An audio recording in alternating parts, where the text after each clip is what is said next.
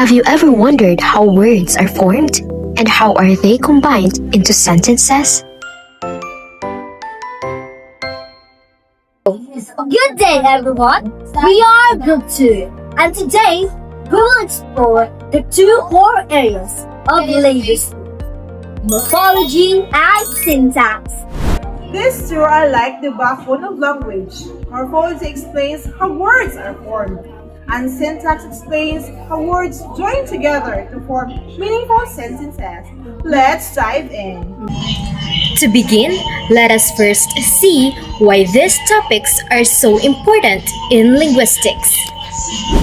Morphology and syntax are important because they explain the structure of language and how meaning is delivered. Teachers use them to make the grammar lessons clearer. Translators use them to transfer meaning between language, and even computers rely on them in artificial intelligence.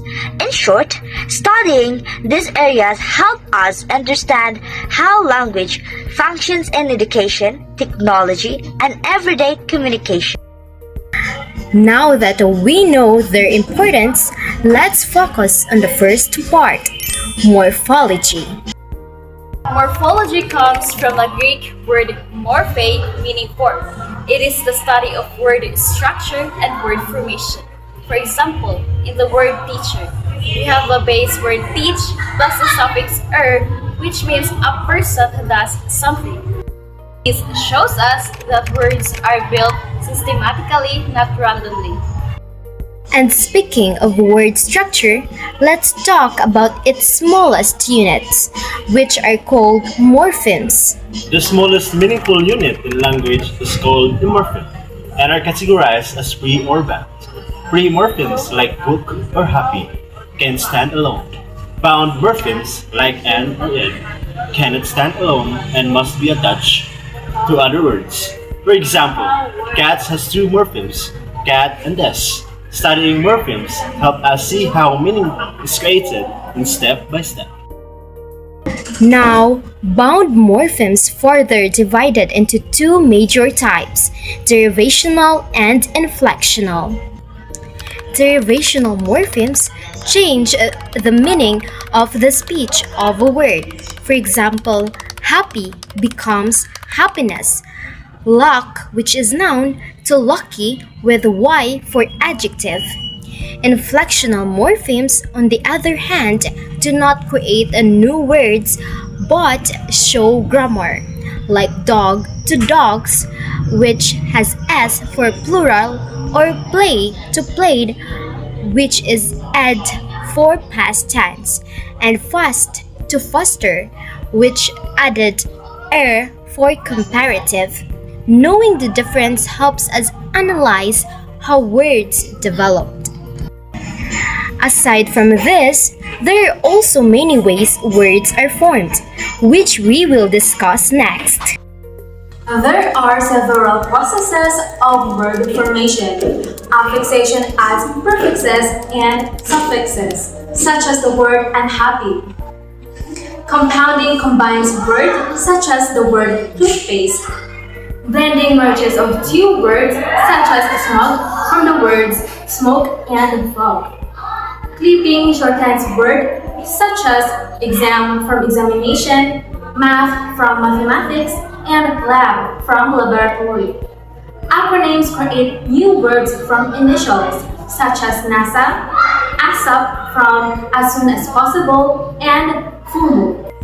Finally, conversion changes a word's function, such as the noun Google becoming the verb to Google. Another is coining or neologisms. Recently created word. They do not derive from existing words. For example, blog, though listed as a coining on the word spy website, it is a blend of web and log. Back formation is making a new word by omitting what appears to be a morpheme but actually isn't. For example, edit from editor, scavenge from scavenger, and swindle from swindler. Another word process is reduplication, or making a word by doubling an entire free morpheme or a part of it. For example, bye bye and knock knock. These processes show how dynamic and creative language can be. But why does learning morphology matter for us as students? Let's find out.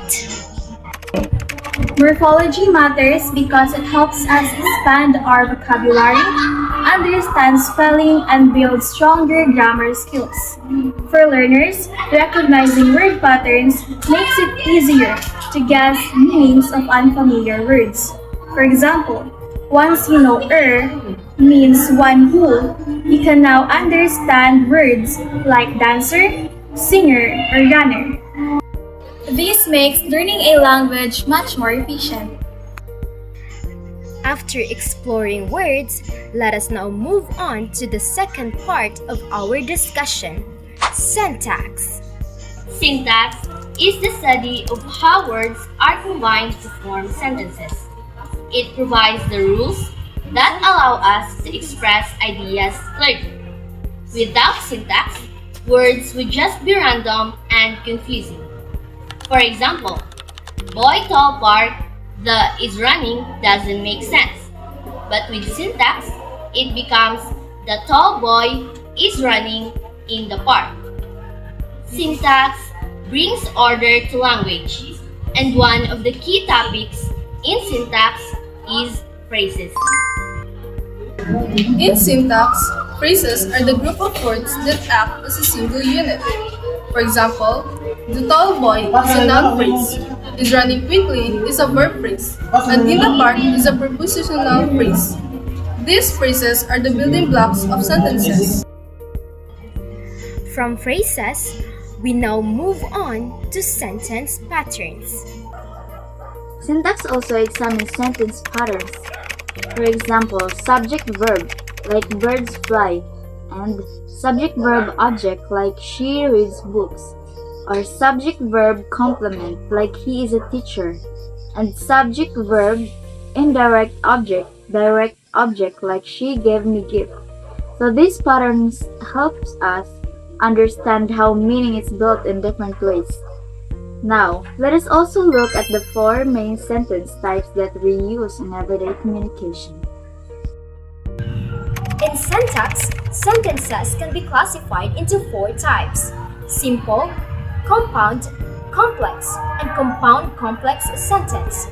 Simple sentence has one independent clause. For example, the dog barked. Compound sentence has two or more independent clauses, joined by a conjunction.